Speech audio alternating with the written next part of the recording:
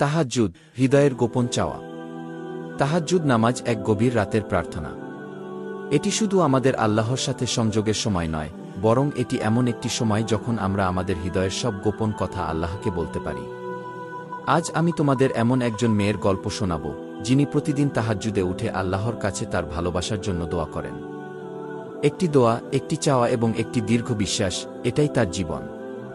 তাহাজ্জুদের নামাজ আমাদের নবীজি সাল্লাল্লাহু আলাইহি ওয়াসাল্লামের একটি প্রিয় আমল। আল্লাহ তাআলা পবিত্র কোরআনে বলেন, রাতের এক অংশে তাহাজ্জুদ পড়ো। এটি একটি অতিরিক্ত কাজ যা তোমার জন্য বিশেষ মর্যাদার কারণ হতে পারে। কি তাহাজ্জুদ নামাজ সেই মুহূর্ত যখন আল্লাহ তাআলা পৃথিবীর আকাশে নেমে আসেন এবং ডাক দেন, কোনো প্রার্থনাকারী কি আছে যে আমার কাছে কিছু চাইবে আর আমি তাকে তা দান করব। আজ আমি তোমাদের একজন মেয়ের গল্প বলবো যার নাম ছিল সারা। সারা ছিলেন এমন একজন যিনি তার জীবনের প্রতিটি মুহূর্ত আল্লাহর সাথে সংযোগ স্থাপনের মাধ্যমে পার করতে চেয়েছিলেন। তার জীবনে একটি মানুষ ছিল যাকে সে গভীরভাবে ভালোবাসত, কিন্তু সেই ভালোবাসার সম্পর্কটি কিছু বাধার মুখে পড়ে। সারা জানতেন মানুষের হৃদয় পরিবর্তন করার ক্ষমতা একমাত্র আল্লাহর হাতে। তাই সারা একদিন সিদ্ধান্ত নিলেন তিনি প্রতি রাতে তাহাজ্জুদ পড়বেন এবং আল্লাহর কাছে প্রার্থনা করবেন। তিনি বলতেন, হে আমার রব, তুমি আমার মনের কথা জানো। তুমি জানো আমি তাকে কতটা ভালোবাসি। আমি তোমার কাছেই চাচ্ছি, যদি সে আমার জন্য কল্যাণকর হয় তবে তাকে আমার জন্য সহজ করে দাও, আর যদি সে আমার জন্য ক্ষতিকারক হয় তবে আমাকে সেই ভালোবাসা থেকে মুক্তি দাও। তাহাজ্জুদ একটি ধৈর্যের আমল। সারা জানতেন আল্লাহর কাছে কিছু চাইলে তা হয় সঙ্গে সঙ্গে মঞ্জুর হয়, নয়তো আল্লাহ তা সংরক্ষণ করেন বা আরও ভালো কিছু দেন। তিনি প্রতিদিন ফজরের আগে উঠে অজু করতেন, 2 রাকাত নামাজ পড়তেন। কখনো তিনি দীর্ঘ সময় সিজদায় থাকতেন এবং আল্লাহর কাছে তার দোয়া পেশ করতেন। সারার কথাগুলো ছিল গভীর, আন্তরিক এবং বিশ্বাসে পূর্ণ। হে আল্লাহ, তুমি আমার জীবনের প্রতিটি সিদ্ধান্তে আমার জন্য কল্যাণ রাখো। তুমি জানো আমি তাকে ভালোবাসি। তুমি যদি দেখো সে আমার জন্য উপযুক্ত, তাহলে আমাদের মিলনের ব্যবস্থা করো। আর যদি তা না হয়, তবে আমার হৃদয় থেকে তার ভালোবাসা মুছে দাও।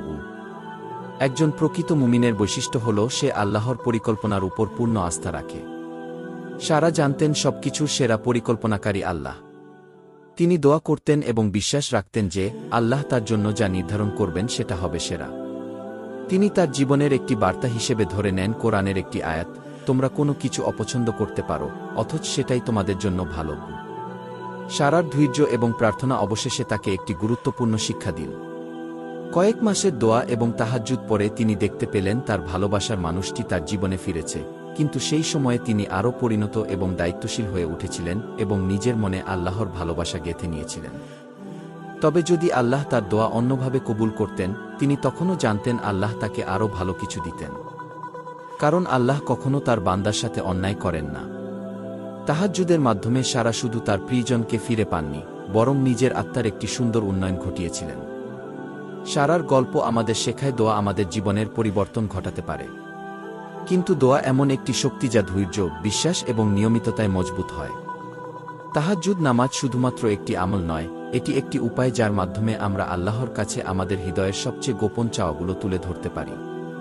তাই প্রিয় দর্শক, তোমরা যদি জীবনে কোনো কিছু পাওয়ার আকাঙ্ক্ষা রাখো, তবে তাহাজ্জুদকে তোমার জীবনের অংশ করো।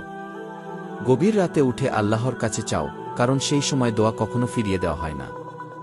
আসুন আমরা সবাই এই মুহূর্তে প্রতিজ্ঞা করি, আজ থেকে আমাদের জীবনে তাহাজ্জুদের আমল শুরু করব। আল্লাহর কাছে আমাদের ভালোবাসা, দুঃখ, কষ্ট এবং আশা তুলে ধরব।